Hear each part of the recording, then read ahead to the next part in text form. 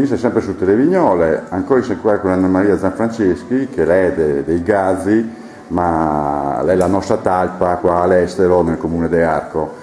Allora, Anna Maria, quanti è gli abitanti di Oltresarca? Allora, gli abitanti di Oltresarca sono 5.882 ripartiti su 2.473 famiglie. Ecco, e praticamente in tutto quanti è gli abitanti di Arco? Di Arco sono 17.117. Quindi praticamente è più di un terzo Oltresarca.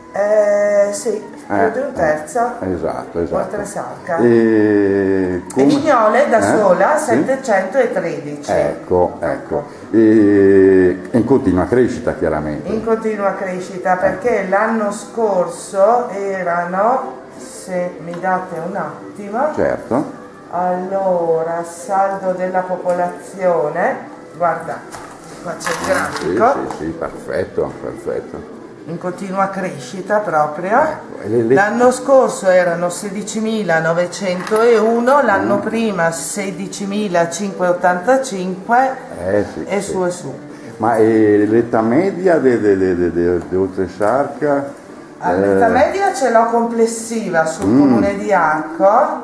Allora, l'età media, popolazione per classi di età, diciamo che è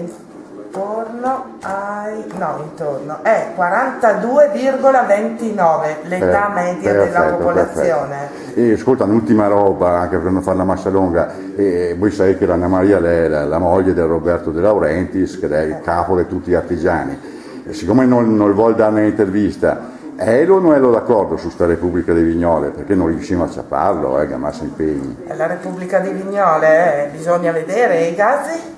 No, ma Repubblica Vignole, forse mi si spiega male, Vignole è la capitale, tutto il territorio è l'Oltresarca, quindi Gazi, Toddevel. Mi sa che dovremmo fare però come si chiama quei che fa adesso? Il referendum? No, una petizione? Sì, quelli che va anche quei PD che va e paga €1. No, le primarie. Le primarie, ecco, primarie, bravo. ho capito, sì, ma le primarie per stabilire ho capito. se è meglio Vignole, se è meglio Bolognano. Ho capito. O i Gazi, ormai è un paese anche i Gazi. Sì, questo è vero, però gli su massalti, un po' che su tutti i siori, non è che sia.